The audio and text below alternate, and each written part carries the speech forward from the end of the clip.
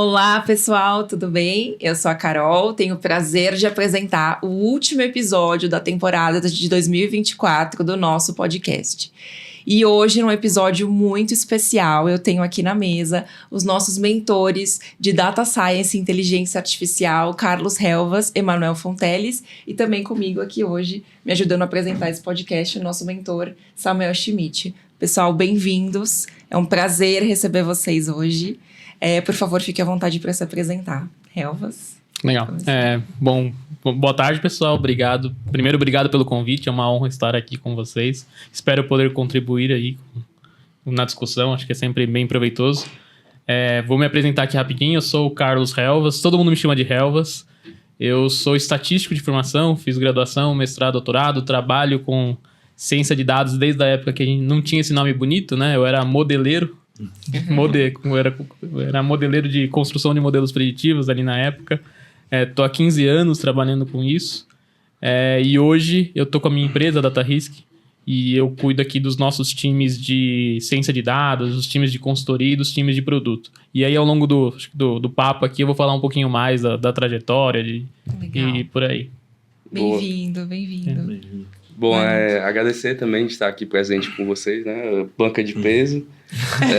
A gente está aqui nesse episódio, acho que vai ser bem legal o nosso papo.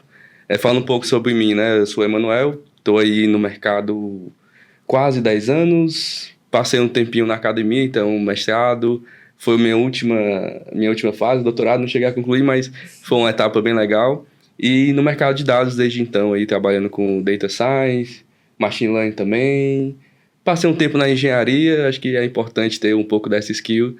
E acho que a gente vai abrir um pouco do que é isso, né? Do que é trabalhar com dados nesse ambiente que hoje já é um pouco mais tomado pelo mundo da Generative AI, mas ainda assim a base ali ainda é bem importante, né? Então, esperamos ter um papo bem legal com essa dupla aqui. É isso. Legal. Obrigada, Emanuel. Samuel? Obrigado pelo convite. E uma honra estar aqui com vocês. Como o pessoal disse, uma sessão de peso aqui, né? Essas celebridades, referências da área de AI e dados. E espero que a gente tenha uma boa sessão para trocar ideias sobre o mercado, área de dados, AI, e que seja muito proveitoso para o pessoal que está assistindo e os mentores e mentorados aí que quiserem também contribuir, vai ser muito bacana também, depois com comentários, vai ser muito legal. Legal. Realmente, assim, referências aí da área de dados, é uma honra para a CDA, um prazer muito grande ter vocês aqui hoje. Helvas, queria que você contasse um pouco, né, de como você começou na área.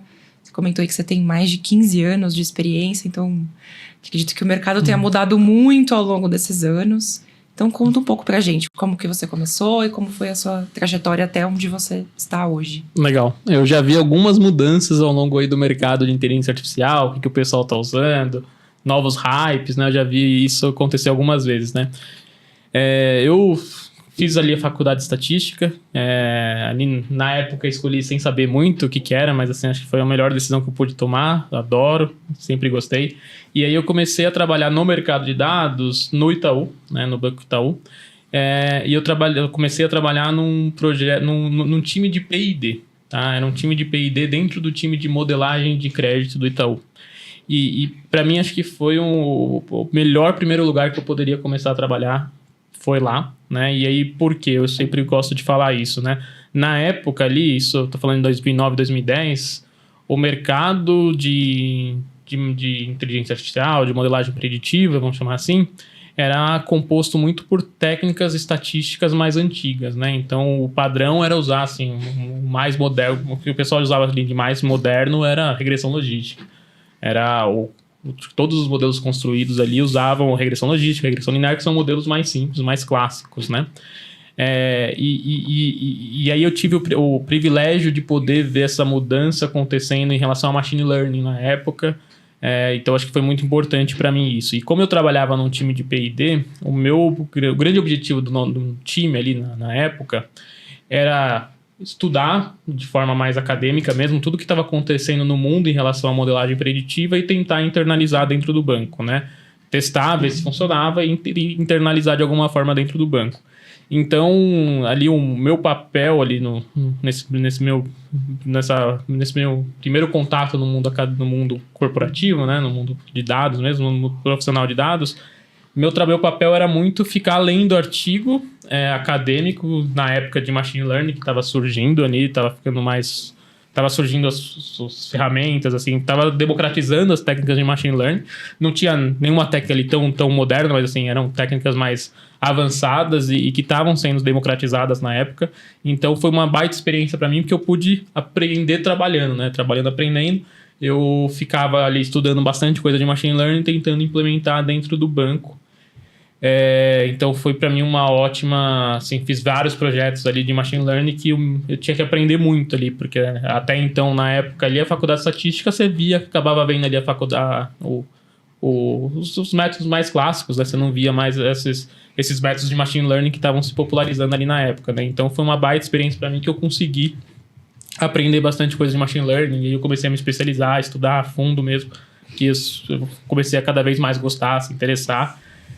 Então foi um pouco isso que eu vivi ali no Itaú, né, nos meus primeiros anos ali como profissional de ciência de dados, né, que, como eu falei, na época não tinha esse nome ainda, era modeleiro. Fiquei no Itaú bastante tempo, e aí no Itaú, depois de um tempo, conheci o Samuel, né, a gente chegou a trabalhar junto ali, acho que no primeiro projeto de Big Data do Itaú, e talvez um dos primeiros do Brasil, né. Uhum. E aí o meu papel nesse projeto era muito desenvolver as ferramentas de análise de dados, as ferramentas de modelagem preditiva dentro do contexto ali na época de Hadoop, que estava surgindo. Também, para mim, foi uma ótima experiência. Então, assim, eu fui muito feliz ali, acho que nas minhas primeiras oportunidades profissionais, que foram experiências que eu pude aprender bastante e me desenvolver muito como profissional de ciência de dados, né? Bom, fiquei no Itaú praticamente 5 anos, né? Acho que aprendi bastante, passei por algumas áreas diferentes e em todas as áreas eu consegui aprender muito, me desenvolver muito. E aí em 2015 eu aceitei a oportunidade ali, o convite para entrar no Nubank. E aí quando eu entrei no Nubank, o Nubank estava bem no comecinho ali ainda, tinha cerca de 50 pessoas, o Nubank como um todo, né? Tinham 2 cientistas de dados, então fui um dos primeiros cientistas de dados ali no Nubank. E no Nubank eu sempre fiquei com essa parte de crédito, né? Então eu fui responsável ali para criar os primeiros modelos de aprovação de crédito, definição de limite, ficava comigo ali. E aí o Nubank também acho que foi uma baita oportunidade para mim por vários motivos, né? Acho que um dos motivos foi viver um ambiente de alto crescimento, né? Assim, o Nubank dobrava de tamanho mês a mês, então isso acho que tem várias coisas boas que vêm junto com isso, mas também tem várias dores de crescimento que a gente teve que nos adaptarmos lá, então acho que foi uma baita experiência nesse sentido. E também no Nubank eu deixei de ter um olhar só técnico, né? Porque até então no Itaú o meu olhar era muito técnico, eu preciso construir o melhor modelo do mundo e é isso, assim, e não olhava muito como que isso ia ser usado. E no Nubank eu passei a ter responsabilidades não só do modelo e ter um modelo muito bem construído, mas também olhar como esse modelo vai ser usado, como que ele está impactando a inadimplência na ponta, ser cobrado por isso, né? Então, acho que foi uma baita oportunidade para mudar um pouco essa minha visão de muito mais do que só um modelo, né? Então, até acho que depois a gente vou falar um pouco mais disso, assim, mas mudou um pouco essa minha visão de só um modelo. Claro que o modelo é importante, mas a gente precisa olhar o todo e como que vai ser usado e olhar de fato o que vai impactar na ponta, o que vai trazer de resultado no final do dia. É isso que conta, e isso mudou ali o meu tempo no Nubank fez eu mudar muito isso, até pela forma que eu era cobrado por isso. Então, foi uma baita experiência nesse sentido.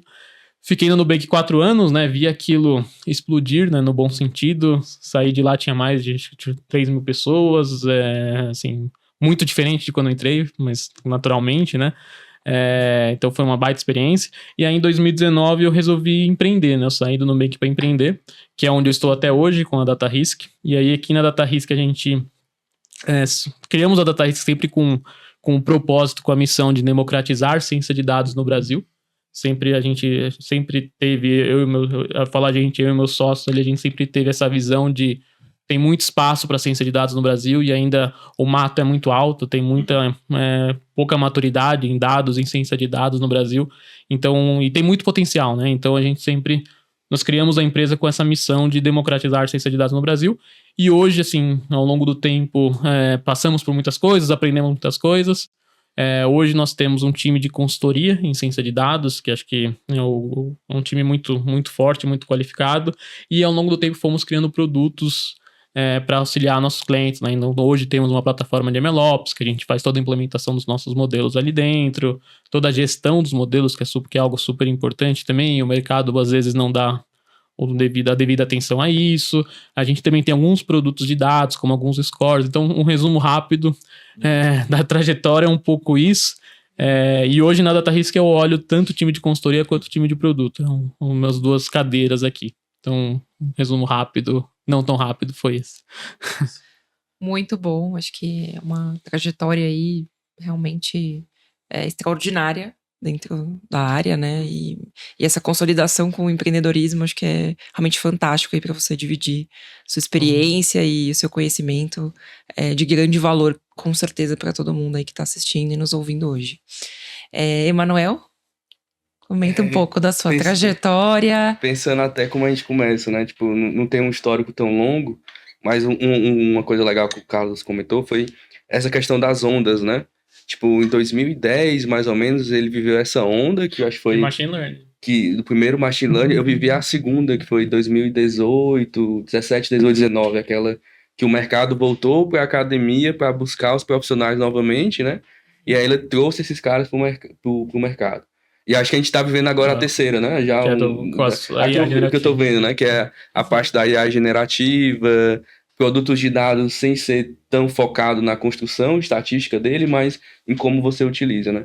Então, comecei um pouco no mercado nessa segunda fase, que é a que eu presenciei em 2018, mas antes disso eu estava na academia, né? Então, fiz bacharelado em física, uma coisa, normalmente as pessoas não associam isso, mas eu acho que uma coisa legal da ciência de dados é que ela permite que outras áreas, né, se conectem e tragam um pouco do seu conhecimento ali dentro. E foi o que basicamente que eu fiz, né? Eu acabei entrando na área que não era a minha base estatística, mas você acabava lidando com modelos estatísticos, porque a física pedia um pouco disso, né? Então, lidava com regressões, lidava com classificações, e em algum momento eu acabei entrando numa sub-área da física, que era física estatística, né? E ela tem o fundamento dela é mecânica e estatística, e você acaba lidando com dinâmica molecular, então você acaba lidando muito com processamento e construção de código. Acho que foi aí que eu entrei na área de ciência de dados, meio que sem saber muito como entrar, mas você ganhava aquele corpo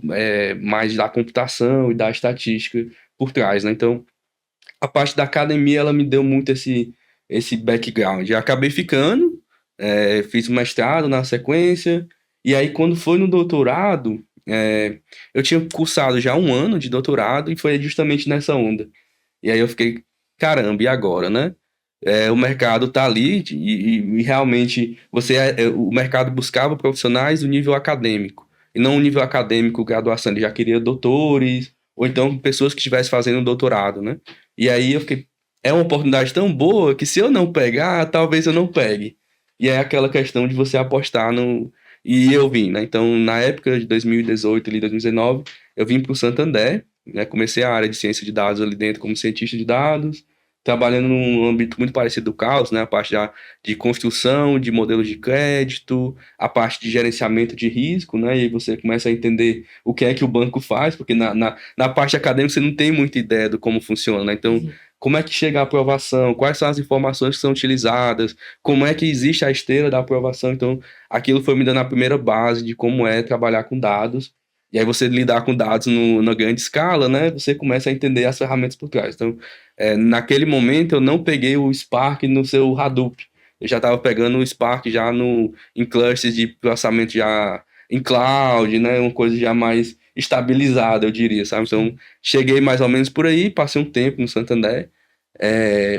Um pouco do que me levou a buscar novos horizontes foi porque eu acho que o banco, ele é um ambiente que você é muito estável, né? Depois que você constrói as coisas, você fica, e agora? Qual a novidade, né? Então você quer uma coisa que lhe permita esse crescimento. E aí foi onde eu conheci o Carlos, acho que ali em 2019 e 2020, na verdade, né? Foi no começo da pandemia. No começo da pandemia, o Carlos, não sei o que ele viu lá, mas a gente acabou se encontrando. E aí a gente foi trabalhar junto e eu com posição de cientista novamente, né?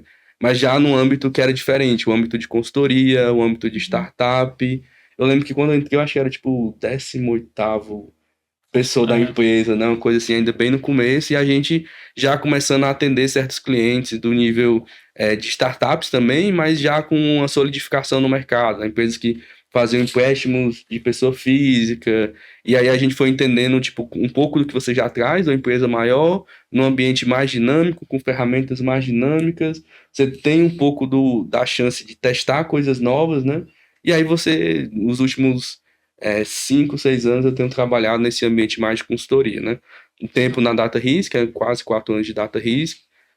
Nesse período eu acabei saindo um pouco da posição de cientista, entrei na posição de engenharia, trabalhei com liderança de times, e aí em algum momento apareceu uma oportunidade que é onde eu me encontro hoje, que é de uma oportunidade internacional, né? Trabalhando já, hoje eu sou Head de AI, então trabalho com a parte mais generativa, mas um papel muito de construir coisas, né? Então, eu me defino hoje como mais engenheiro de software do que como cientista, mas muito do que eu aprendi lá atrás eu acabo trazendo para cá, seja na parte de consultoria, seja na parte de construir as coisas, você acaba levando no seu dia a dia, né? Então, acho que muito do que a gente faz hoje vem lá de trás, a base, né?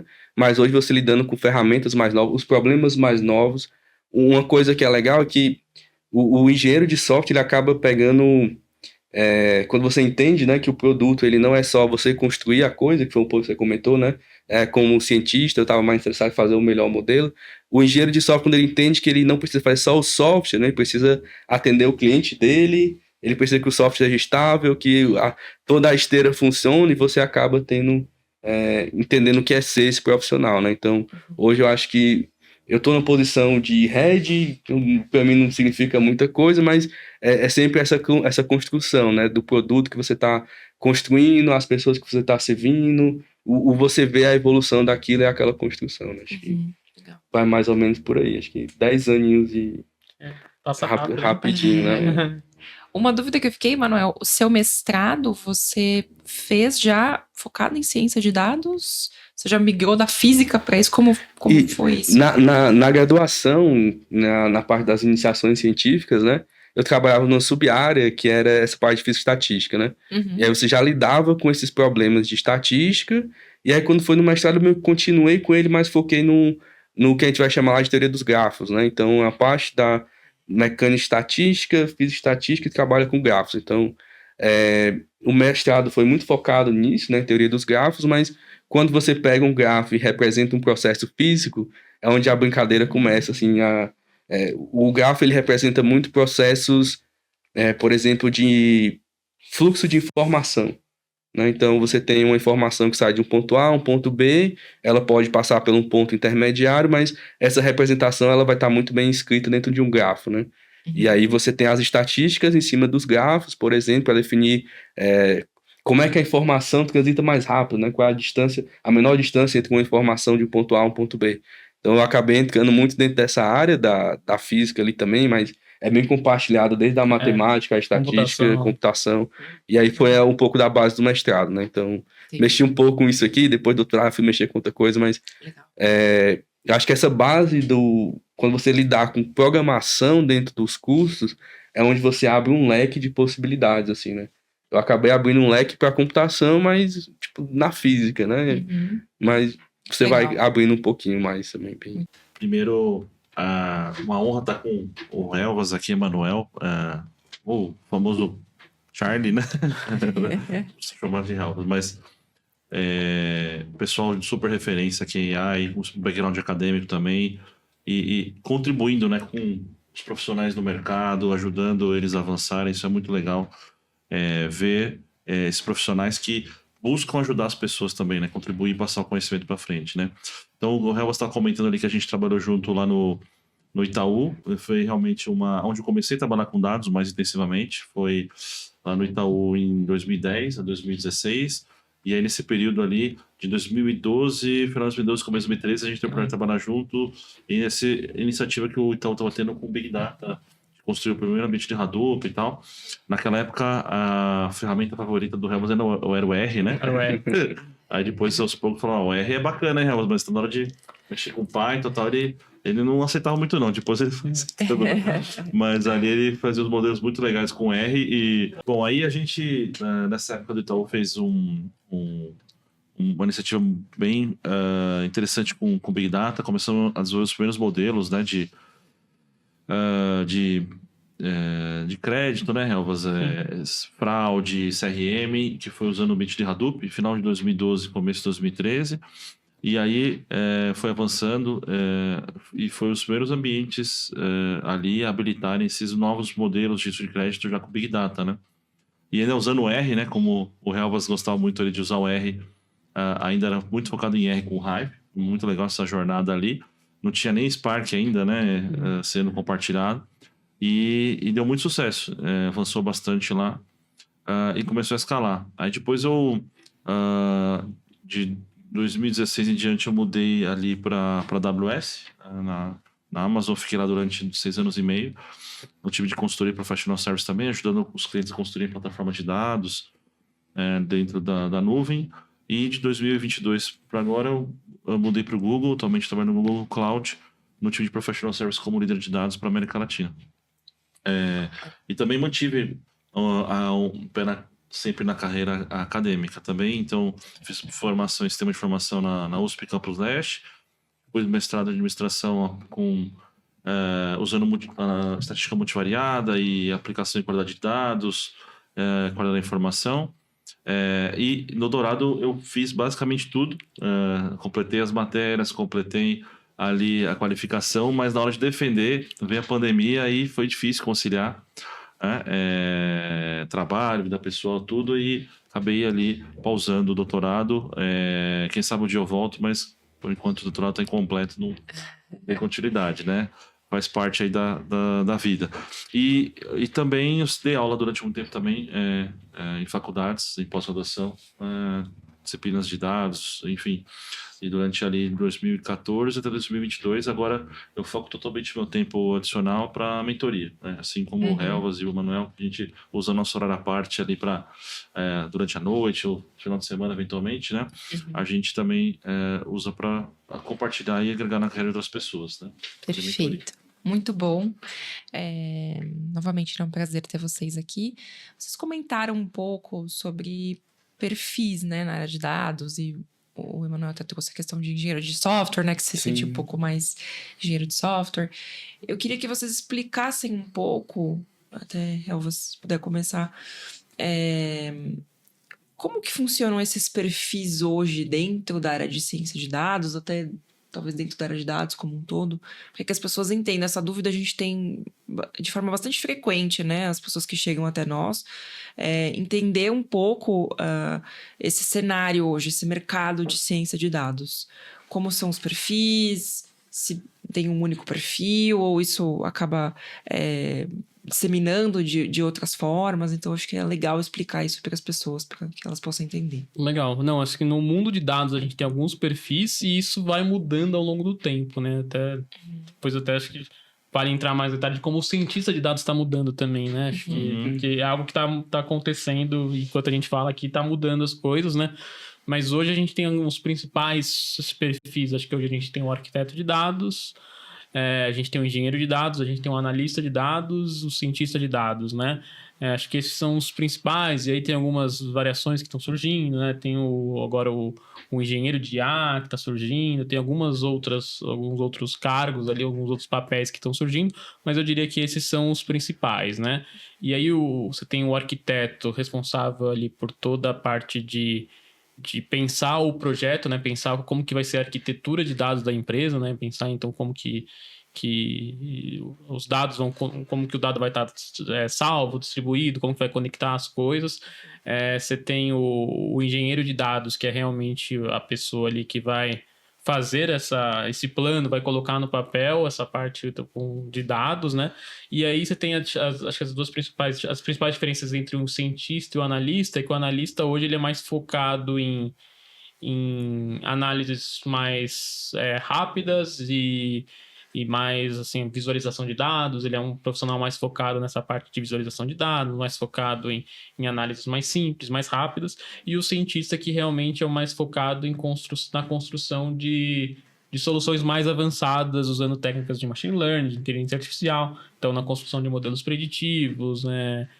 Não só na construção, implementação, gerenciamento dessas análises mais complexas, né? Acho que esses são os principais papéis, mas isso está mudando muito, né? Então, só dando um exemplo, o cientista de dados, né? Então, a gente já está vendo isso mudar.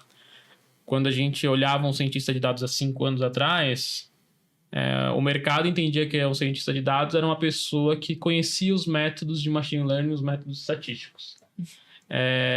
E hoje, assim, a gente sabe que isso é importante? Mas assim, não basta saber só isso, né? Você precisa saber os métodos, você precisa assim, entender como o mundo, como ali o seu problema de negócio funciona, que é algo super importante. Você precisa saber como que você vai colocar em produção o seu algoritmo ali, como que você vai gerenciar, como que você vai dar manutenção.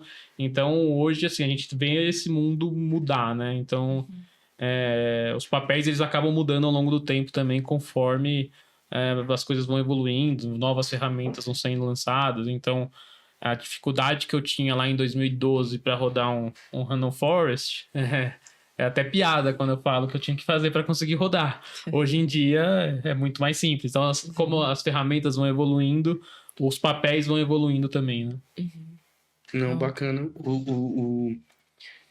Eu acho que como começa, que é um ponto legal da gente discutir, né? Tipo, eu comecei como cientista porque a minha afinidade, tipo, eu acabava conhecendo os modelos estatísticos, né? Então, você ter essa base o que é uma regressão, o que é uma classificação, quais são os modelos que você usa para determinado problema, lhe ajuda a você entrar, né? Tipo, me ajudou na época onde o mercado valorizava isso, aquele conhecimento mais científico até, né? O conhecimento técnico, né? Não valorizava tanto a experiência, porque não existia tanto aquele profissional, e aí você tinha uma entrada baseada no conhecimento. Conhecimento / as suas certificações, né? Querendo ou não, mestrado é uma certificação que lhe valoriza, né? E o que acontece é que, tipo, o mercado não sabia onde colocar esse profissional. Acho que é um ponto legal também. Sim. Porque você entrava como cientista, você fazia análise. Você entrava como cientista, você era engenheiro, você tinha que lidar com os problemas do dia a dia, né? Claro que hoje o mercado tem mais profissionais, ele escolhe onde ele quer colocar dentro da empresa. Esse cara, o engenheiro vai fazer a parte do pipeline, o cientista faz o modelo, mas 5 anos atrás, o cientista era o cara que fazia tudo, da extração até a produção, né? Então a gente viu esse perfil também evoluir, como a gente está vendo ele evoluir novamente. Né? Então acho que o que adiciona aqui é você começa de um jeito, porque existe a necessidade, seja do mercado, seja da empresa, e aí isso vai evoluindo com as ferramentas que vão chegando, com as necessidades da empresa. Acho que hoje o cientista não é só o cara que faz o modelo, porque hoje o modelo é tão... É muito simples apertar botão hoje. Então, né? Exato, né? Você apertar botão.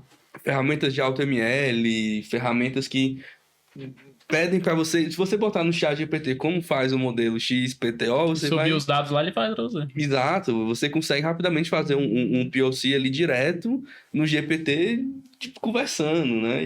Então a gente chegou no ponto que o cientista ele precisa se desafiar até no que ele quer ser. Ele quer ser o quê? A pessoa que resolve o problema ou o cara que faz o modelo?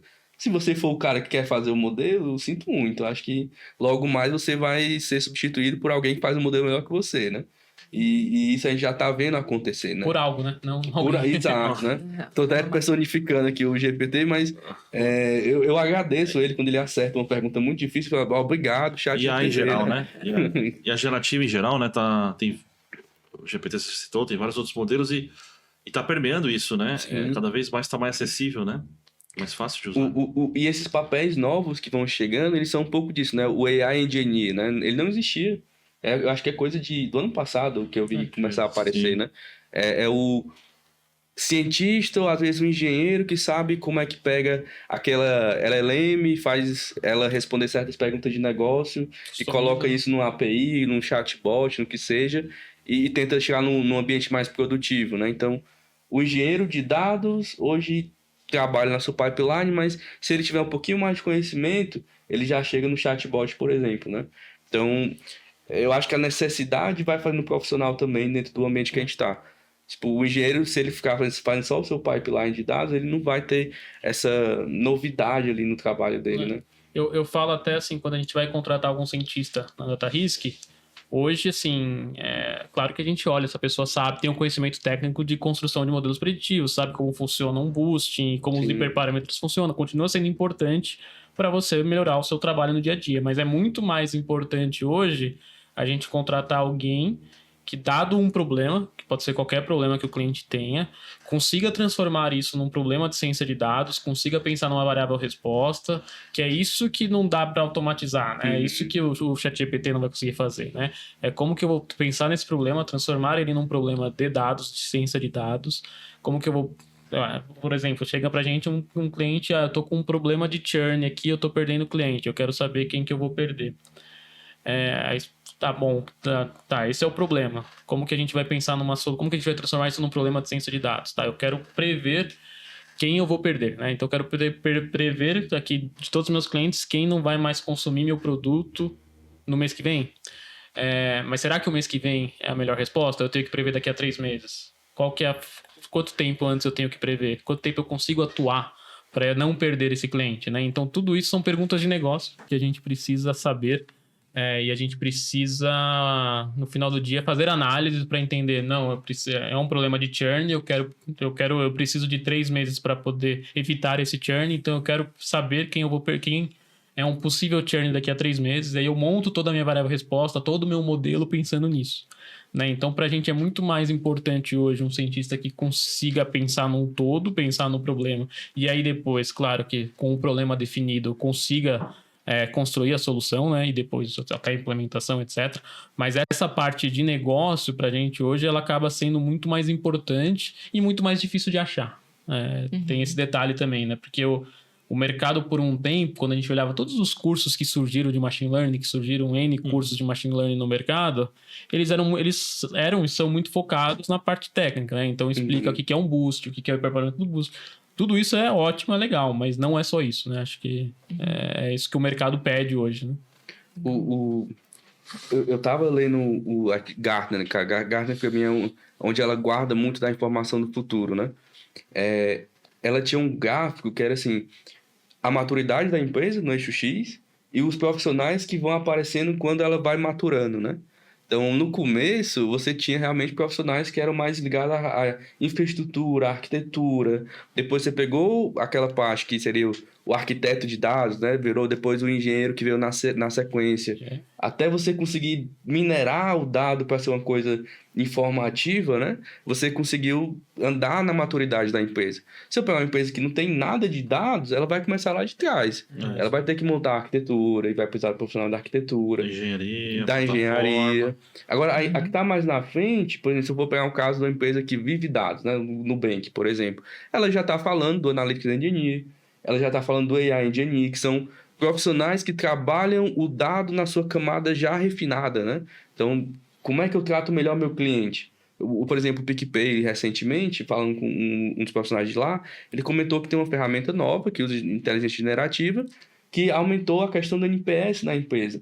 Então, o chatbot está ficando mais responsivo para os problemas que você atua, e isso aumenta o seu NPS. Então, o problema que o Carlos falou, como é que eu monto o problema? O problema ele é real. Então, hoje eu tenho NPS baixo, como é que eu aumento o NPS? Tem a questão do churn? Tem, mas será que o problema não é no meu atendimento que faz o cliente sair? Então, você fazer toda a identificação dos passos do cliente dentro da empresa, como ele interage com a sua ferramenta, é aí que o cientista ele vai começar a ser mais atuante, né? Não só no dado em si, mas o problema que está sendo gerado. Então, no finalzinho lá do infográfico lá da Gartner, ela falava o seguinte... no final, você vai ter um profissional que ele não é nem um AI Engineer, ele é como se fosse só um scientist, alguma coisa assim, né?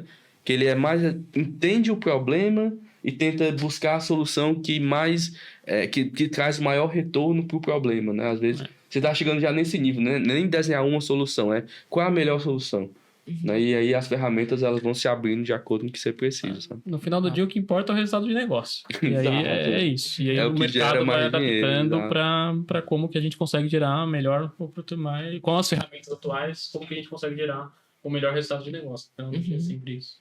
Legal.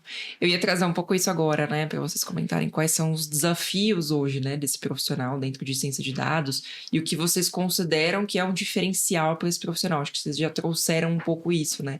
É você entender a parte tecnológica, então entender realmente as ferramentas, a técnica, mas acima de tudo você ter essa criatividade. Sim. Você ter também muitas vezes o relacionamento interpessoal, Sim. conseguir se relacionar ali com o negócio e trazer essa parte técnica para gerar resultados, né? É isso. Acho que é muito na linha do que a gente vem discutindo e assim, tem outras coisas que são super importantes, né? Por exemplo, você conseguir falar com alguém que não é técnico, você sendo técnico é super difícil e não é todo mundo que consegue. Então, você conseguir fazer isso e conseguir traduzir o techniquez ali para alguém não técnico, para entender o problema e depois trazer a solução, é algo também que, nossa, na DataRisk a gente sempre sofreu e a gente tem treinamentos especializados para a gente conseguir fazer isso. Também é algo super importante, como você apresenta da melhor forma possível, como que você está mostrando o resultado. Então, são várias soft skills que muitas vezes o profissional... antes dele entrar no mercado, ele não tem muito essa noção, né? Ele acha que o que importa para ele é saber o boost e ajuda, né? Mas assim, são coisas super importantes no dia a dia, né? Então tem várias dessas soft skills que são importantes, né? E pra gente hoje, quando a gente contrata alguém, as maiores dificuldades são essas soft skills e essa questão de negócio. Não, um ponto legal nessa fala acho que um dos papéis da mentoria é isso, né? Às vezes você tem um mentor que ele é muito focado, tipo, eu sei fazer. E realmente a pessoa até sabe, né? Mas o fato dela saber fazer, ela foca muito mais no técnico, né? Tipo, eu sei fazer, então olha aqui o que eu fiz. E o que eu fiz é relevante, mas não responde à pergunta principal, né? Então falta para aquele profissional um pouco dessa camada do... Será que eu estou resolvendo o problema ou estou só fazendo o que foi pedido, né? Acho que você identificar isso e você ajudar o profissional a entender, tipo assim, a parte que eu preciso aprender não é o... Você já sabe o técnico, às vezes você já tem o nível técnico suficiente para o seu problema, né? Você não precisa chegar no 100% para ser um bom técnico, você pode chegar nos 85%, tá ótimo. Né? Você já vai resolver um problema bem, mas como você resolve o problema que foi proposto inicial, acho que esse que é a dificuldade, assim, né? E na minha experiência, por exemplo, tinha um profissional que eu trabalhei que ele era muito técnico, era um profissional excelente, assim, do ponto de vista técnico, talvez o melhor que eu já, assim, mais conhecia machine learning a fundo, que eu já trabalhei junto, mas assim, eu vi ele fazendo alguns projetos que era o melhor modelo do mundo ali, construído, validado da melhor forma possível, o modelo estava muito bom, só que previa algo que não era útil. Então era um modelo inútil no final do dia. Assim, tipo, embora fosse o melhor modelo da forma como ele foi construído muito bom, não foi usado porque não foi pensado no começo qual era o problema que deveria resolver, né? Então isso é fundamental. Não teve essa proximidade ali com o negócio, né? Para fazer essa validação mais importante, né? Legal. A gente trabalha muito isso, né? Se você quiser comentar também um pouco, a gente já teve outros episódios falando sobre isso, acho que isso só reforça a necessidade de todos os profissionais na área de dados trabalharem essa questão de soft skills, né? E que muitas vezes, recentemente a gente até fez um post sobre isso, né? Parece que é um dom, um talento, né? Que a pessoa tem, e às vezes as pessoas acham que elas nunca vão conseguir desenvolver aquilo, né? Se sentem até um pouco incapazes, num certo sentido. Mas a gente sabe que isso é desenvolvido com técnicas, né? O Helmas até trouxe, né? Que tem treinamentos dentro da sua empresa para desenvolver isso, né? E dentro da mentoria a gente trabalha bastante essa parte de soft skills. Sim, é verdade. Acho que eu sempre comento, né, com o pessoal, né, a importância dos soft skills para o profissional que avançar na área e ter mais celeridade, né, cada vez mais existe um balance, né? No começo da carreira os hard skills, a parte técnica tem um peso altíssimo, não que não tenha quando você avança, mas depois os soft skills acaba tendo um peso muito maior para fazer aquilo acontecer, influenciar, entender de fato se o que você está fazendo está correto. Acho que os profissionais mais sêniores que eu já conhecia, não necessariamente é os que fazem mais rápido ou melhor, mas que evitam fazer uma coisa que não era para ser feita. Sim. Você dispersar energia, dispersar tempo, foco. Então, fala, poxa, mas é da melhor forma para fazer isso? Essa é uma pergunta. Agora, deveríamos estar fazendo isso? E aí vem a questão do fundamento, questão da abordagem, questão de expectativas, né? Porque às vezes as pessoas vão avançando numa estratégia, numa expectativa, depois para reverter aquilo não é trivial, um profissional sênior para fazer isso. Então, eu acho que evitar fazer um trabalho que não deveria acontecer de fato é algo que exige bastante senioridade. E isso exige um pouco mais de tempo, né? Entender como você aborda um problema, como você comenta, como você estrutura um raciocínio para explicar uma história, para ter uma racionalidade por trás, né? Como você aceita também uma atividade com determinadas condições, ok, vamos fazer isso, mas um pouco de negociação. Então, acho que tem várias também estratégias para a pessoa também demonstrar o que ela conhece. Então, frameworks como STAR, Sim Condicional, que a gente já comentou em outras sessões, né? Que a profissional vai incorporando e vai entendendo, poxa, eu posso também ter um soft skill, não somente ficar na parte técnica, né? E soft skill, eu sempre comento, é o que você, o profissional que está evoluindo, todo mundo tem mais dificuldade de praticar, né? Porque hard skill, fazer o modelo, né? Praticar ali uma otimização, você baixa a base do Kaggle lá ou qualquer outro lugar e sai testando quanto tempo você quiser. Você fica lá, pede para alguma generative AI ajudar você fica lá horas e horas e você e o computador e tá tudo certo. E para treinar soft skill, como é que você tem pessoas à sua volta aqui, né, para treinar, comentar, porque você tem que ter o tempo da pessoa, a situação. Então, eu sempre comento para as pessoas usarem aquelas oportunidades para evoluir. Porque quanto ela não usar, mais vai levar tempo para a pessoa amadurecer naquele ponto. Então, pratique, não tenha o receio, né? Pergunte, busque mentoria para fazer isso de uma forma que você se sinta confiante, porque às vezes a pessoa também não pratica ou não evolui naquele ponto por falta de feedback, ou porque sente receio de aplicar. Então, isso também acho que a gente tem ajudado bastante os mentorados a mudar esse pensamento que muda o comportamento, não é isso? Exatamente. Essa é uma boa pergunta, né? Quem é que influencia o que na soft skill, né? É uma coisa treinável, mas às vezes você tem uma teimosia para você aceitar que você tem que mudar a soft skill. Não sei se normalmente nós passamos por esse problema, né? Eu não estou assim, não vou conseguir. Então, ou então você se acha o super inteligente que você, não, eu sou capaz e você tem a capacidade, mas você não busca o alinhamento prévio, né? Seja no sim condicional, seja no alinhamento da expectativa. Isso. Você começa a construção daquele negócio, você gastou um tempo, fez uma coisa, e aí no final você não respondeu a pergunta, porque você não foi capaz de entender aquele ambiente que perguntava, você não conseguiu sincronizar ao longo do tempo, né? Então, a soft skill ela também tem muito disso, de você entender o que está chegando e como você retorna para aquela pessoa que lhe pediu certa determinada atividade em sincronia com ela, né? Então, quanto mais perto você estiver em sincronia com quem você está falando, melhor para o seu processo ali. Você pode chamar de soft skill também, né? Porque, querendo ou não, a sincronia ela requer a comunicação ali diária e efetiva, né? Então você precisa ter muita soft skill. Acho que um ponto que eu ia trazer é a questão de como a soft skill ela varia nos níveis que você vai atuando, né? Então, se você é um profissional que tá no júnior, a sua soft skill ela é bem básica. Ela é comunicação de resultado, de estratégia de implementação. Trabalho em equipe ali. Trabalho em equipe, colaboração. Só que quando você tá no nível já mais sênior, a sua soft skill ela já muda, né? Ela tem que ser uma questão informativa. Estou fazendo isso resolve esse problema, isso aqui é importante por causa disso, né? Então, a sua soft skill ela é uma questão mais ampla de dar visibilidade, mostrar clareza no que está sendo apresentado, De né? comunicação, relacionamento. E o que muda, por exemplo, níveis acima. Se você é um diretor, eu não posso trazer um ponto técnico numa conversa no nível de direção, né? Você está falando, tipo, ó, esse problema melhora tantos % do que a gente estava tendo.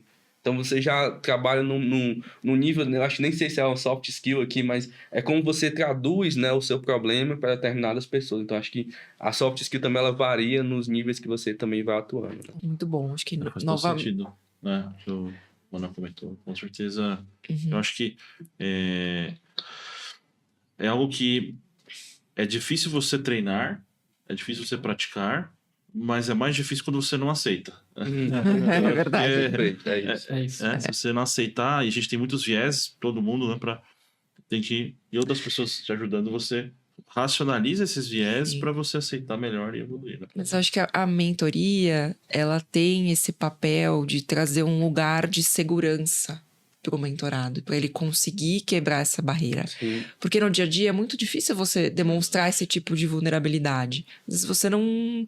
Ou você não aceita, ou você às vezes não quer ou não pode demonstrar isso, né? Não tem liberdade de Liberdade, compartilhar com alguém. Né? Exatamente, uma pessoa de confiança. Então, acho que a mentoria, ela traz essa oportunidade também de você ter acesso a uma pessoa, um mentor de referência que tá ali para te ajudar. Né?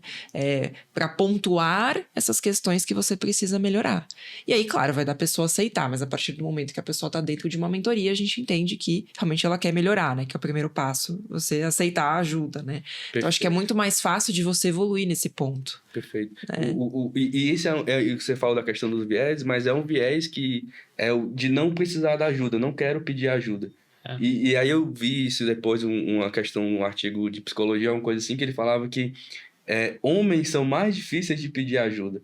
Então, o homem acaba entrando naquela caixinha, tipo, eu não preciso expor o problema, porque eu deveria ser capaz de responder ele. E aí, se você voltar a isso na história humana, é uma coisa bem mais primitiva, né? Essa questão de pedir ajuda. Então, demonstra uma fraqueza inicialmente. Mas se você não se expor a essa fraqueza, você não vai também melhorar Exatamente. ela. Né? Seja no ambiente da mentoria, seja no seu trabalho, que você precisa... não sei fazer. Me explica, me mostra aqui como é que deveria ser essa solução. Aí você passa essa fase, né? Você ganha um pouco mais desse... E assim, até olhando para trás, né? Se eu olhasse eu há 12, 13 anos atrás, eu jamais imaginaria que eu não estaria tendo uma carreira 100% técnica, né? Que hoje... 80% do que eu faço é relacionamento, é comunicação, é comercial. Então, é muito mais soft skills do que eu jamais imaginaria. E assim, aprendi aprendi na raça ali, mas se eu tivesse com certeza uma mentoria, nossa, seria muito mais fácil. Sim. E é importante para todo mundo, né? Acho que o que talvez altere é só quando você vai perceber o quando que é importante. Mas realmente é muito importante. Legal, Sim, muito verdade. bom. Acho que essa parte de soft skills a gente tem abordado em quase todos os episódios aí, acaba até vindo à tona esse ponto que realmente é muito importante. E o papel da mentoria acho que é fundamental nesse processo, assim, é uma oportunidade única de você realmente desenvolver de uma forma segura, né, para que você consiga depois praticar no seu dia a dia essas mudanças, né. Aí eu queria entrar um pouco no ponto que a gente estava comentando inicialmente, que são os perfis dentro da área de ciência de dados. Né? Como isso tem se configurado no mercado hoje, os papéis dos cientistas de dados, acho que é legal vocês comentarem isso um pouco, as funções de cada um, se existe um perfil diferente, como funciona isso? Ele tá... Vou começar aqui, depois o Manuel complementa, mas assim, tá mudando. Hoje, assim, a gente já tá vendo que o cientista que é com todo respeito, o apertador de botão, né? Que é aquele cientista que é mais focado, dado um problema, que é o Kaggle, dado que eu já tenho todo o meu problema definido, o Kaggle, eu vou apertar botão e vou construir os modelos preditivos, ele tá mudando, né? Então, hoje o cientista, ele já é um profissional que ele tem que entender mais de negócio. Claro que continua tendo que entender a parte técnica de machine learning, mas ele tem que entender muito de negócio, ele tem que entender como que ele vai costurar o problema, etc., como que ele vai construir a solução, como que ele vai implementar.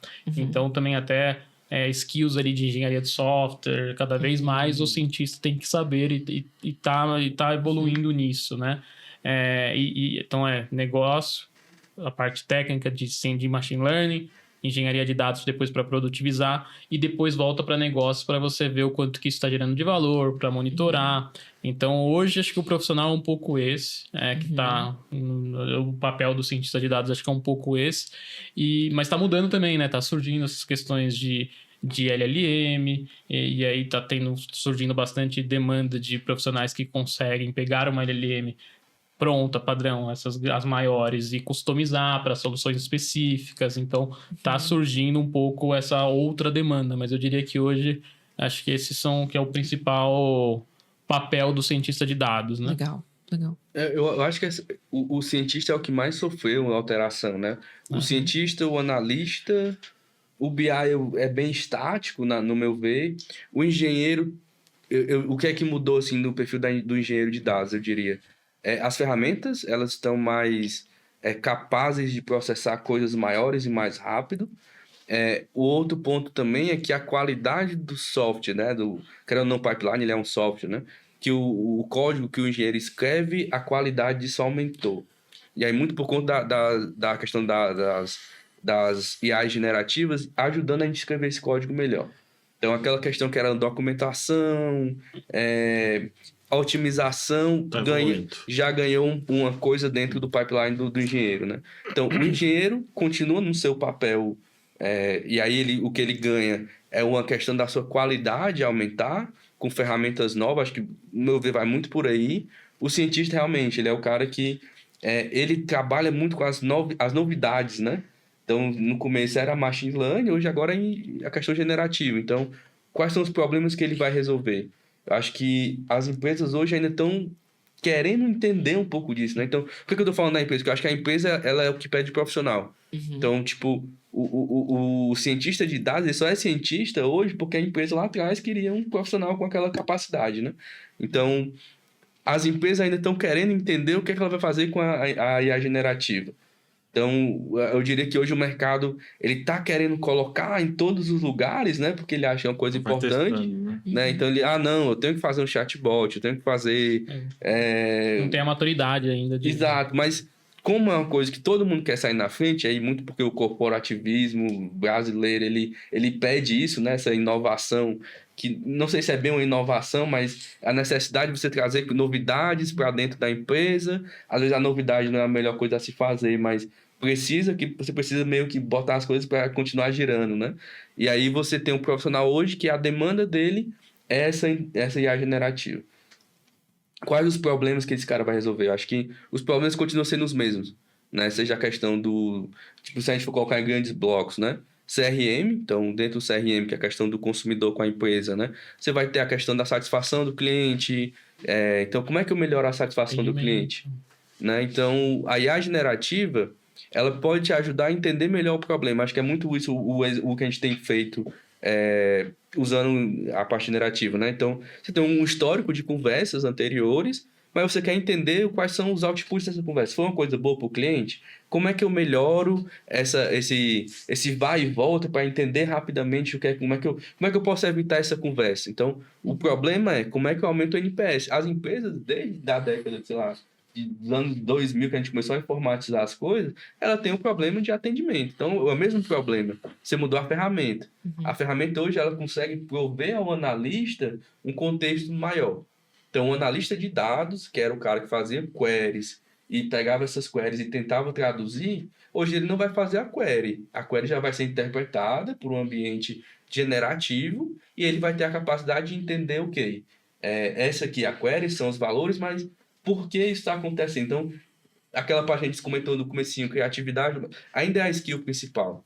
A generativa, ela vai lhe dar todo um contexto maior sobre o problema e você ainda vai ter que tomar uma decisão, né? Então, o cientista, ele está entendendo isso, que a ideia é ele continuar usando os modelos dele, mas dentro de um ambiente, de um contexto maior. Então, quando é que eu vou utilizar o meu modelo? Será que isso não precisa ser um modelo? E aí você vai ter um fluxo, acho que colaborativo, né, entre o que é modelo de machine learning, o que é IA generativa, o que é decisão de humanos, né? Então, dentro desse ambiente generativo existe um contexto lá chamado humanos no loop, né, no circuito, que é quando a IA não consegue, quando o seu modelo não consegue, você precisa passar para alguém qual é que vai ser a decisão a ser tomada. Então, acho que o cientista vai virar essa pessoa, né? O que avalia a situação e promove ali, isso aqui deveria ser dessa forma, e aí promove as melhorias, trata isso com o negócio. E eu acho que a gente vai caminhar para esse novo mundo, né? 2026, eu diria que acho que a gente já está vivendo isso, né? Mas de uma forma não estruturada, e ainda as empresas não entenderam isso. Então, elas ainda estão no seu chatbot, como é que usa o chat GPT, né? E isso vai virar um pouco mais comum, assim. Acho que esse é um ponto fundamental aqui também que você trouxe, Emanuel, sobre inteligência artificial. Então a gente vê muitos profissionais aí semanalmente que a gente atende procurando a SCDA para estudarem inteligência artificial e muitas vezes acreditando que, puxa, eu não vou conseguir evoluir, não vou conseguir, enfim, dar o próximo passo da minha carreira se eu não estudar IA. Né? Então, tem um hype gigante. Eu entendo, né, que existe uma importância muito grande hoje da inteligência artificial, como você comentou, mas acho que é importante a gente elucidar se de fato todos os profissionais precisam seguir esse caminho. Como vocês enxergam isso hoje, né? Até o que realmente ficou agora como fundamental para aprender. Exato. Porque as pessoas às vezes pensam assim, poxa, se eu tenho agora uma IA generativa que vai me falar com a query, será que eu preciso aprender SQL? Exato. Né? O pessoal começa a ver isso, né? Se eu tenho uma generativa que vai me apresentar o código Python, será que eu preciso aprender muito Python? Então, não posso, talvez, pular essa etapa, acelerar, né? Será que agora já não está resolvido isso aí, né? Então, assim, é importante também colocar, né, até que ponto é necessário, é sólido você ter esses fundamentos e quanto isso vai agregar valor para você avançando. Porque profissionais que estão começando, essa dúvida é muito crucial. E profissionais que já estão avançando, eles precisam balancear se eles agora direcionam mais o estudo, o tempo deles para um assunto, ou continuam também dedicando tempo para avançar na parte mais sólida ali, né, do conhecimento que, de repente, agora vai estar mais automatizado. Então,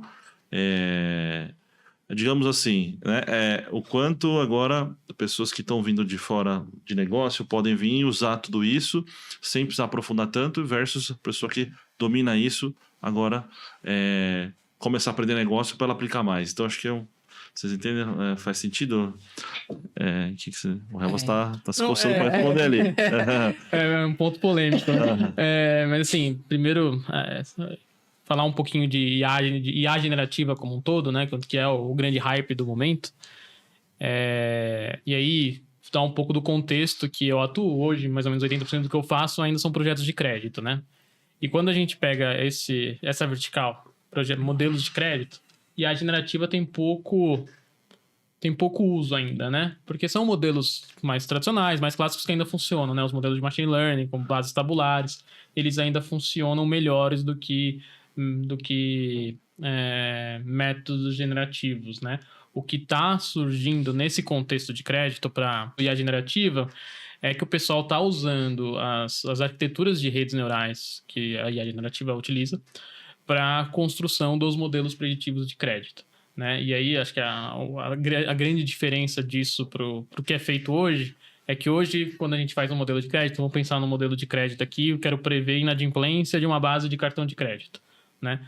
Como vocês podem imaginar, as variáveis ali de consumo, né? Quanto que você usa do cartão, essa base transacional de uso do cartão é uma base super importante. E como que a gente tem que fazer hoje? A gente pega essa base e estrutura ela com uma base tabular, né? Então a gente vai transformar essa base transacional numa base tabular. Então vai ter o Emanuel, que vai ter 50 transações ali, e aí eu vou construir variável em cima disso. Quantas transações o Emanuel fez nos últimos 3 meses? Qual que é o valor médio das transações? E por aí vai. Né? Então esse é o papel que a gente chama que é criar o book de variáveis, que é um passo super importante em qualquer modelo hoje tabular, né? Que a gente pega esse dado transacional e transforma ele num dado tabular para colocar nos algoritmos de machine learning. O que tem surgindo para essa frente de inteligência artificial generativa, o pessoal tem usado essas arquiteturas para pular essa etapa do book. Então você constrói um modelo a partir do dado transacional. Do dado transacional você chega já na previsão de inadimplência sem precisar construir o book de variáveis, né? Então isso é o que está surgindo aqui para quando a gente falando específico para crédito, né? Nos últimos um ano e 2 anos os artigos têm focado muito nisso, sem grandes ganhos ainda. Os ganhos ainda são secundários, né? Tem ganhos ali de customização, tem ganhos de monitoramento, mas os ganhos de performance ainda não existem, né?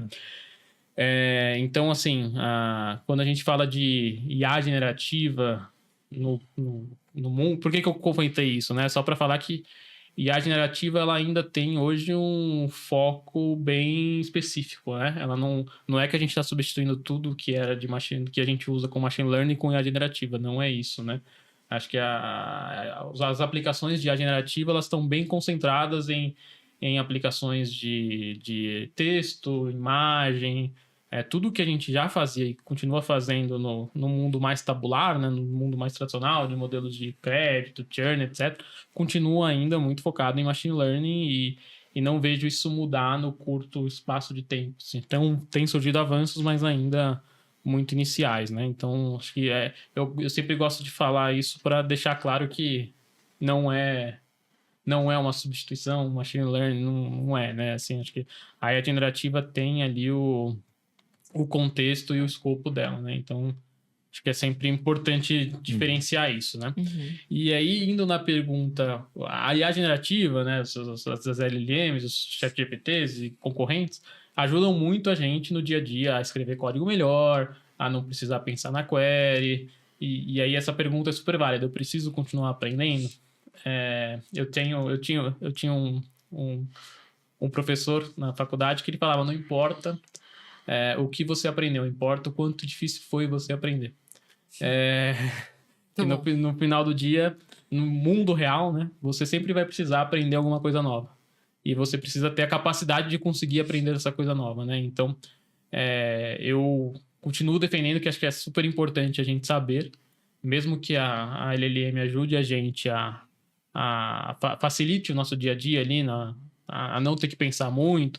É muito importante a gente conseguir ser criterioso o suficiente para entender se aquilo que saiu ali como output é o ótimo mesmo, se não tem que fazer alguma melhoria, então é um pouco da visão aqui, não sei se eu concordo. Esse ponto é bem bom, porque tipo, questões de query SQL, acho que a gente está numa fase que a gente saiu do GPT-3, foi pro 3.5, tá no 4 e 4o, né? Então a gente já viveu algumas evoluções do GPT que a gente sabe que ele melhora.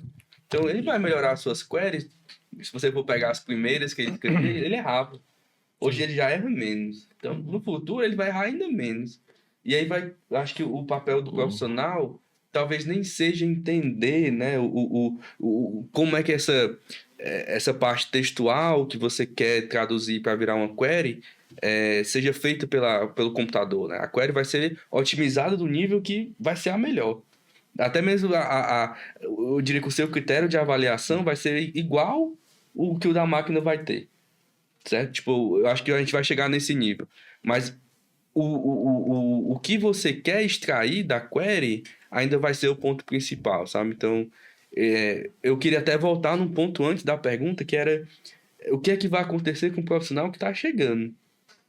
Porque se você entra, vamos dizer, hoje a barreira do cientista de dados júnior é SQL, Python, entender ali um pouco do que é modelagem. E você visualização, ferramenta de visualização, Excel, né?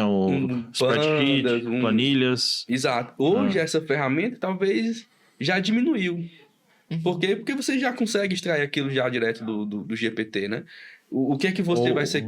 Qual é o critério para esse cara? Né? Vai ser entender o que o negócio quer. Né? E aí talvez a barra suba mais um pouco pro que a gente quer do Júnior, não sei, acho que vai chegar nos pontos polêmicos, né? O Emanuel pega bem esses pontos do borderline ali, do limite ali da tecnologia no edge ali, né? Mas eu acho que assim, o que eu vejo se pegar um profissional em termos de autonomia para manipular dados. Acho que no fundo é isso. Acho que dados para depois aplicar, né? Seja com a generativa, seja com uma análise, um insight e tal. Então, se eu pensar no profissional, quais são os níveis de autonomia que ele tem que ter? Acho que, assim, primeiro profissional para trabalhar com dados precisa mexer com planilha. Acho que é o básico, certo? Então, todo mundo concorda com isso. Planilha, ele evolui para visualização. Então, ele tem que manipular alguma ferramenta de visualização para gerar algum insight mais elaborado que a planilha, de repente, não vai conseguir. Ter uma outra ferramental. Depois, ele precisa avançar para uma linguagem que ele consiga manipular o dado de uma forma um pouco mais escalável e cruzar dados. Aí estamos falando de SQL.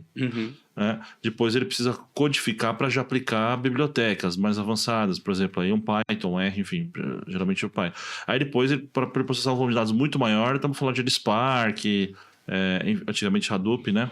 O Hive, mas enfim, estamos falando mais de Spark de maneira geral. Então, assim, são os níveis. Se você pensar qual é o profissional que é mais valorizado hoje em dia que trabalha com dados? O que domina mais esses níveis. Quando o profissional está começando, ele conhece planilha, ele tende a ser um profissional valorizado, mas naquele limite do escopo. Se ele avançar para visualização, ele já consegue ganhar um pouco mais. Agora, a IA generativa, ela está permeando todos esses níveis. Né? Você consegue a generativa aplicar em planilha, você consegue aplicar em visualização, você consegue aplicar para ajudar na SQL, você consegue aplicar no Python, no Spark, enfim, todos os níveis. Aí você fala, poxa, isso aqui tudo então não vai precisar ser necessário? Entende? No meu entendimento, continua sendo super importante e necessário. Por quê? Se o profissional não souber uma profundidade razoável, ele entender aquilo e ter um domínio, ele não tem autonomia. Sim. Ele é dependente do generativo. E ele não vai conseguir nem ter o critério de avaliar. Isso aqui é bom ou não é? Quando você conhece, fala, putz, cara, legal que ele tá me entregando. Bom. Quando você não tem esse critério, putz, o que ele entregar, ele entregou, aí você vai passar pra frente, vai usando. Você até sabe juntar as peças, mas, cara, é legal, né? É bacana. Você não tem uma referência, né? Você fala, pô, eu não faria isso, mas eu faria isso. Então, assim, eu acho que essa profundidade e esse conhecimento ainda continua sendo necessário e fundamental. Né? É uma ferramenta para te acelerar. Não para substituir. Então, assim, eu acho que a aplicabilidade do negócio, eu acho que vai vir com a eficiência na qual você tem, entendendo que você consegue fazer atividades técnicas mais rápidas, tomando menos seu tempo. Poxa, agora eu consigo fazer dashboard mais rápido. Agora eu consigo montar uma query mais rápido. E você sobra mais tempo agora para focar no negócio, extrair mais problemas e aplicar mais, do que necessariamente tornando aquilo, vamos dizer, totalmente abstraído, totalmente autônomo, ao ponto de você não precisar aprofundar. Eu entendo dessa forma. Isso me lembrou de outro caso. Foi, tipo, um cliente tal específico, eu precisava fazer uma parte das APIs, onde eu tinha que expor certos front-ends. E aí, front-end não tem o que fazer, você tem que saber alguma linguagem de programação de front-end. Eu fiquei, não sei JavaScript, não sei HTML, mas na época do GPT 3.5, né, eu acabei descobrindo como fazer. E aí eu fiquei, acabei aprendendo JavaScript em, sei lá, questão de 5 dias, uma semana. Porque muito do que eu queria fazer, ele fazia por mim, né? Então, como é que eu faço tal coisa? Já sai ali o código. Mas em algum momento, toda aquela junção de código parecia uma coisa feia e mal estruturada. E aí é onde a parte da sua base é muito importante. Porque aí você lembra dos princípios de software. Quais são os princípios de software? Eu não posso me repetir.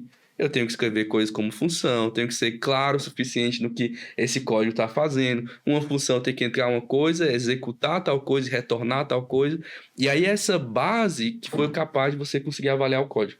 Né? Então, os princípios de software para uma linguagem que você não conhece vão lhe ajudar a você aprender ela mais rápido, né? Então, talvez o que o GPT vai trazer nessa questão é a quebra dessas barreiras entre os níveis. Então, o júnior, talvez ele vá ter acesso ao conhecimento de um pleno muito mais rápido. Né? Então, o pleno que passou um tempo quebrando a cabeça, o júnior já vai saber a resposta porque virou uma consulta para ele, né? Sim, mas a pergunta ele vai ter a resposta. O que ele vai fazer? O que ele vai aplicar? Ele vai ter o critério de ver isso é bom e não é? Aí é uma questão de experiência. A curva de aprendizado não muda, entende? Eu acho. Exato, eu acho que assim, ele vai ter que passar por aquela etapa. Talvez acelere, mas ele vai ter que passar.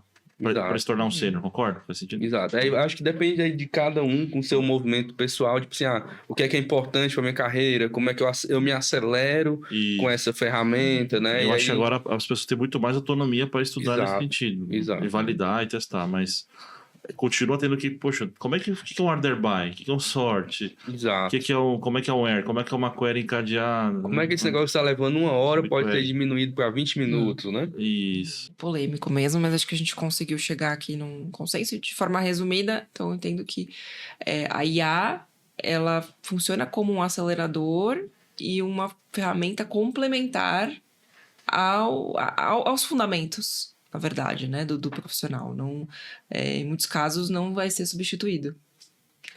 E o ponto do júnior é que, no caso do júnior, é que o fundamento dele é muito raso, né? Então a IA vai dar mais fundamento para ele. né? Ele vai conseguir, beleza, fiz errado, mas fui corrigindo. Esse processo de vai e volta para o júnior talvez seja onde você tem um ganho maior, né? Então, Sim. você pode ser... Eu sou júnior em JavaScript, front-end, zero problema, mas rapidamente eu vou conseguir subir os níveis lá porque a minha base me ajuda, né? Sim. Então, Acho que o recado é: não pule etapas, né? Acho que é importante construir um pilar sólido de domínio, de conhecimento. Acho que isso nunca vai ser substituído, né? Claro que você tem aí a IA como um acelerador, mas ainda continua sendo importante para que você consiga validar seus resultados, entender se realmente faz sentido, né? Ter essa visão crítica mesmo. E o que a gente já falou aqui também sobre soft skills, que isso também não pode ajudar, mas também não vai substituir, né? Tudo isso. Legal. Bom, a gente está encaminhando aqui para o final da nossa sessão. Acho que foram muito bacanas aqui as nossas discussões.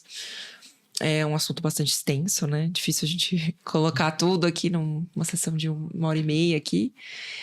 Mas eu gostaria que vocês trouxessem um pouco, para quem está ouvindo a gente, muitas pessoas começando na área ou que já estão na área e querendo avançar ainda mais. Algumas dicas, conselhos, direcionamentos que vocês poderiam dar. Assim, sempre, para quem está começando na área, né, acho que é super importante a gente pensar. Eu sempre falo para as pessoas: criem seus portfólios, né? Que é basicamente, peguem problemas que estão por aí na internet, tentem solucionar, né? E isso acho que funciona muito bem, acho que continua sendo uma dica válida. Mas tentem pegar problemas reais, né? Eu adoro o Kaggle, não sei se quem conhece o Kaggle, né? A plataforma ali de competição de machine learning. Acho que é super importante para a comunidade, para o mundo como um todo, né? Acho que ajuda muito os profissionais, porque tem bastante conteúdo lá, você consegue aprender muito com o Kaggle. Só que o Kaggle, assim, o problema em geral já chega bem fechadinho, né? Você não pega o problema do começo, né? Então, é importante você ter portfólios como o Kaggle, mas também é super importante você pensar em problemas reais, pensar em como que você vai modelar isso. E aí, para um cientista de dados, né, além de ter o conhecimento dessa parte mais técnica de machine learning, dos modelos preditivos, é super importante você ter esses conhecimentos de programas de negócio, né, para conseguir pensar no problema como um todo.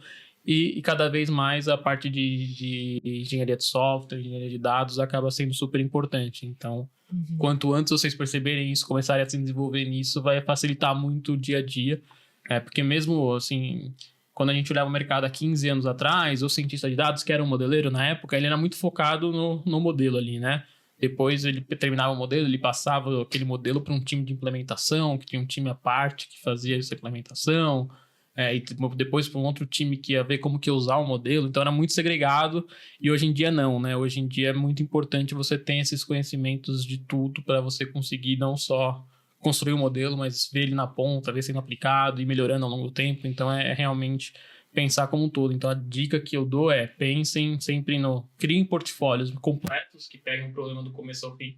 E a parte de soft skills é super importante. Então por mais técnico que você seja, por menor que seja suas soft skills com pessoas, com lidar com pessoas, que é muito comum, né, quando a gente fala de um profissional de ciência de dados, né, são poucos os que naturalmente têm as soft skills avançadas, reconheçam isso e tentem evoluir, né, que é super importante. Então acho que essas são as principais dicas que eu posso dar aqui. Muito bom. Eu estou pensando aqui porque hoje quem está começando na área de dados é um pouco difícil, porque você já começa meio que na área de dados, né? Tipo, hoje as empresas já têm uma certa maturidade que eu tenho alguma coisa de dados. A gente já saiu um pouco daquela fase da só planilha, né? Então a gente já tem um banco SQL, tem um Power BI, tem alguma coisinha que você vai conseguir ver. Então você meio que... O profissional que, sei lá, é um analista de dados, que ele não é analista... Vou tirar o dados aqui do começo. Ele é analista, mas em algum momento ele vai entrar no analista de dados porque ele vai conhecer a ferramenta, né? Então ele vai ter o acesso às ferramentas, ele vai conseguir meio que por osmose conhecer o que é o mundo de dados. Então, acho que pro profissional que não tem nada, que nunca viu um computador, que acho que é um pouco mais difícil, né? Como é que ele começa? E aí, realmente, vai ter que começar do básico, entender o que é um banco de dados, como é que você guarda informação. Mas se você já é um profissional que está inserido nesse meio, que tem dados, o que você precisa definir é o que você gosta de fazer. Eu acho que muitos dos mentorados que chegam para a gente chegam com essa pergunta. Faço BI, mas gostaria de fazer um pouco mais de análise, aprofundar o meu SQL para dar perguntas melhores, melhorar minha parte estatística de negócio. Então, o que você precisa meio que descobrir é o que você quer, a sua vocação de dentro da área, né? E aí as ferramentas que você precisa aprender nessa trilha, né? Acho que vou botar um pouco mais fechadinho aqui o nosso exemplo. Então, se você for um analista, gostar de análise, você vai ter que se desafiar no que é que faz sentido para o negócio, né? E aí você vai ter que saber quais são as perguntas, traduzir, você criar um mecanismo de tradução, basicamente. É o que é que o negócio quer e o que eu preciso fazer. E aí, quanto mais rápido você aprender isso, mais rápido você vai sair com a resposta no final. Acho que para o profissional que, eu já sou analista, mas quero aprender o que é o modelo, fazer coisas mais preditivas, aí você vai ter um pouco mais de tecnicidade, assim, né, para ir melhorando. Mas, assim, não é que você não vai saber, você vai gastar um tempo maior. Voltando para a parte generativa, essa barreira aqui vai ser quebrada mais rápido. Porque você vai saber o que é que tem que ser feito mais rápido, né? Então, de novo, a pergunta é, como é que você interage com o que está sendo pedido e o que você consegue retornar no menor espaço de tempo, né? Então, eu acho que essa é a skill que o profissional de dados tem que ter e ela tem que estar muito bem afiada, sabe? Como é que eu traduzo isso para o problema que eu tenho usando dados? Seja um BI, seja um analista, seja um cientista, porque o problema é um problema de negócio. Acho que quando você começa a colocar isso mais no dia a dia, fica mais fácil você entender o que é o ambiente de dados, né? O ambiente de dados é um ambiente que traduz perguntas de negócios numa base analítica de dados. Como você entrega isso, de novo, é uma pergunta de negócio, né? É uma parte bem textual, né? É um português, não é um código, né? No final é um português que você está traduzindo ali para a pessoa novamente. Então, acho que essa é a habilidade. Como profissional, você deveria procurar empresas que deixam você cultivar essa habilidade. Acho que são poucos os lugares onde você tem a chance de experimentar, de você aprender, pessoas que confiam em você e deixam esse espaço, né, de aprendizado acontecer, porque senão você fica sendo aquele profissional que tem que trabalhar de dia, estudar de noite, e aí é um ciclo mais difícil, né? Mas acho que são habilidades que vão além dos dados, né? São habilidades bem pessoais que você precisa cultivar e, claro, dentro do ambiente de dados, você vai utilizar as ferramentas com essas habilidades ali para chegar no resultado. Tem um desafio importante que a gente tem frequentemente, que eu acho que o mapeamento ajuda muito a elucidar esse ponto, né? Que muitas vezes quem está começando, às vezes um analista, nem de dados ainda, né? Às vezes até pouco antes disso, né? Muitas vezes o profissional ele não entende os requisitos de cada um desses perfis.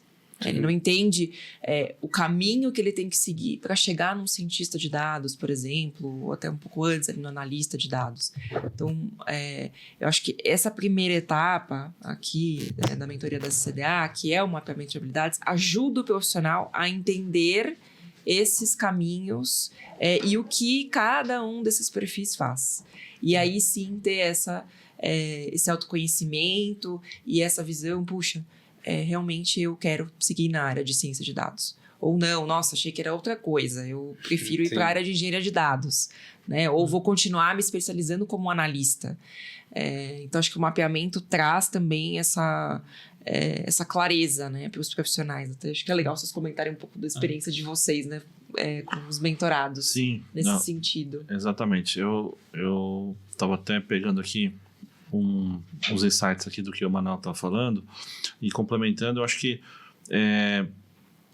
os profissionais quando vêm também, como você falou, né, da aptidão, o que realmente você gosta de fazer, às vezes o profissional vem sem entender exatamente o que é a área, né? Ele não experimentou ainda os diversos pontos. Alguns já estão, né? Já na área fica mais fácil, mas quando ele está dando o primeiro passo, o segundo, o terceiro passo, é difícil entender. E acho que exatamente aí que o mapeamento é chave, né? Para ele conseguir, na conversa com o mentor, já imaginar, já entender um pouco mais aquele contexto, quais são os diferentes perfis. Eu acho que isso tem um papel chave.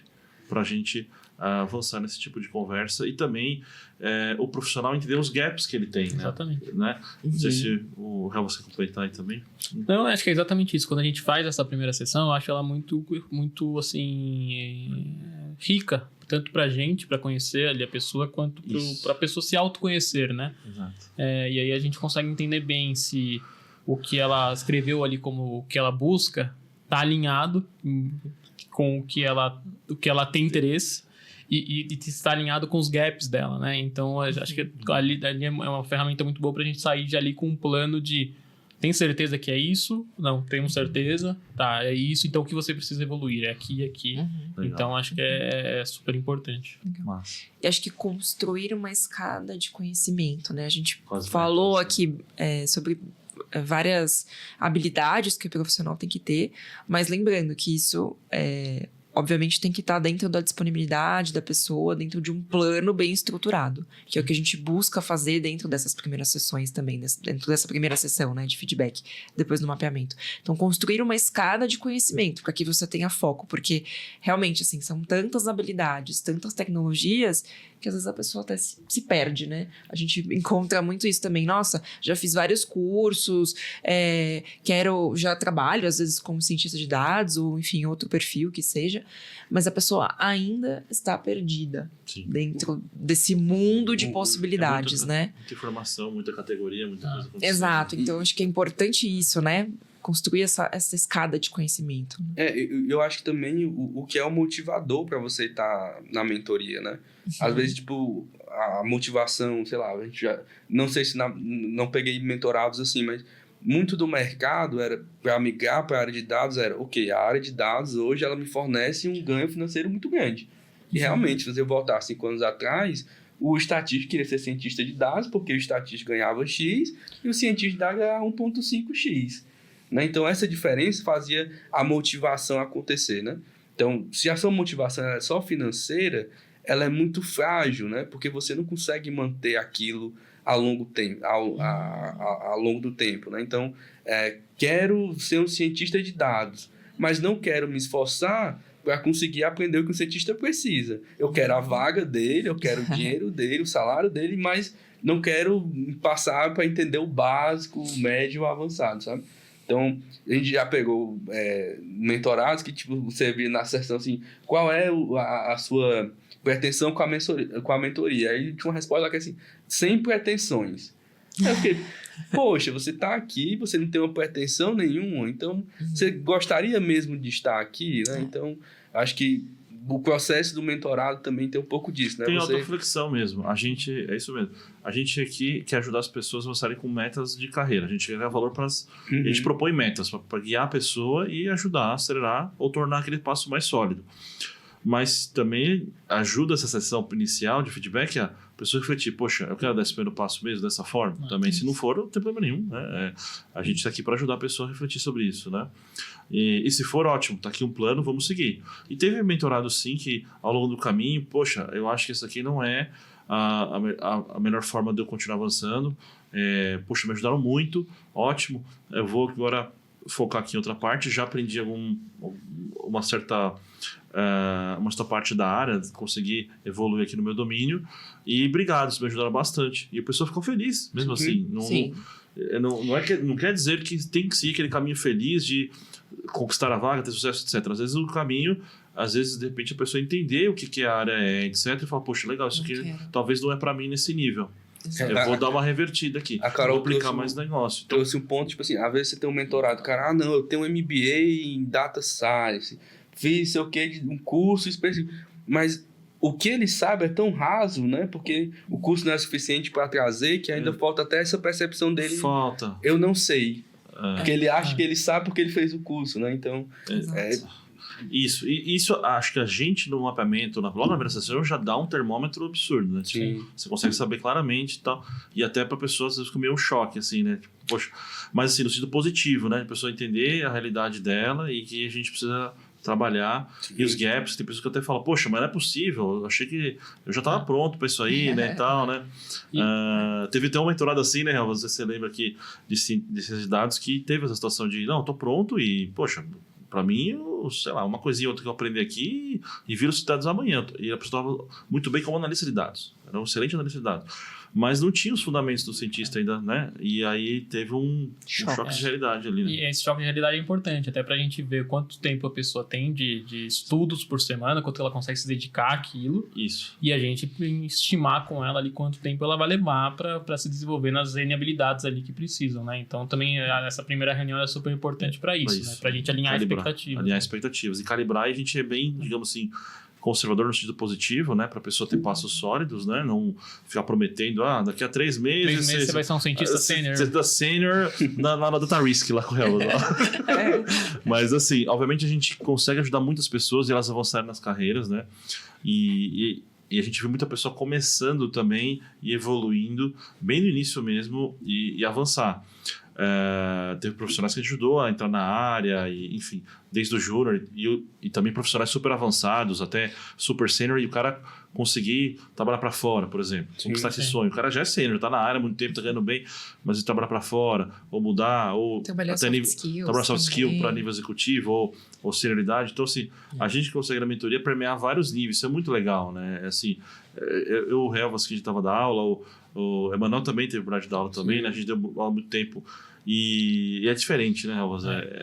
Você impacta de uma forma diferente a pessoa. É muito mais individual ali, você consegue ajudar muito mais ali, porque na aula você acaba tendo que olhar tudo, né? Tudo. E aí você tem pessoas que estão ali mais focadas, outras menos focadas, e você não consegue atender todas, né? Porque na mentoria você consegue fazer um plano muito customizado, né? Que acho que é o principal. Legal. Vocês comentaram aqui, né? É o chamado, que chamo de efeito Dunning-Kruger. Que é justamente isso. Pessoas que ainda não têm experiência, que não têm conhecimento, com esse viés, né? Elas tendem a ter um excesso de confiança. Sim, pesquisa, né? É uma pesquisa. Dois pesquisadores, né? O Dunning e o Kruger, que colocaram esse viés, né?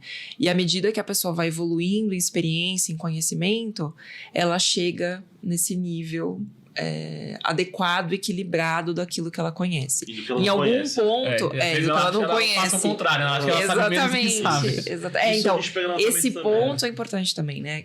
É um ponto de baixa ali que eles chamam, né? Que quando a pessoa tá nesse processo de evolução de conhecimento, não sabe nada, né? Ela acha que não sabe. Né? Então é uma insegurança também, né? Então o ideal é que a pessoa esteja num nível de equilíbrio, que ela tem segurança naquilo que ela realmente sabe e que ela entende que ela tem que desenvolver naquilo que ela realmente não construiu ainda esse pilar de conhecimento. Então, e acho que o mapeamento inicial exatamente a gente pega exatamente, isso, o mapeamento é exatamente isso, áreas, né? Que a gente avalia as áreas, né? Exatamente segurança isso. E segurança.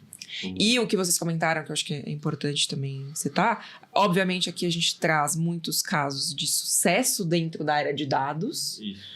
Mas isso não significa também que pessoas que, chegaram ali no meio do caminho e viram que a área de dados não era para elas, que também não é um case de sucesso. Também porque a pessoa foi justamente... o tempo dela... Exato, tomou uma decisão racional. Entendeu, sabe explicar, não fica aquela dúvida. Exato. A pessoa não tem que investir talvez numa pós, gastar um tempo de um ano e ainda assim não entender, né? E não entender, e sai fazendo e tal, e financeiro. Então, assim, a mentoria ajudou ela a tomar uma decisão racional nesse sentido. Então, direcionar foco, esforço, energia faz total sentido e muda a forma da pessoa abordar a carreira, né? Com certeza. Então, agradeço a presença de vocês. Foi uma sessão muito bacana, muito legal.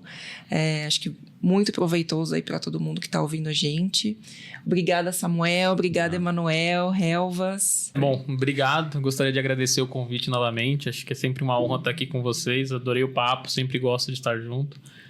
Então, obrigado, Carol. Obrigado, Samuel. Obrigado, Manu. Obrigado a todo o time SDA. E é isso, obrigado mesmo. E você que está assistindo, espero um dia fazer parte e poder ajudar também.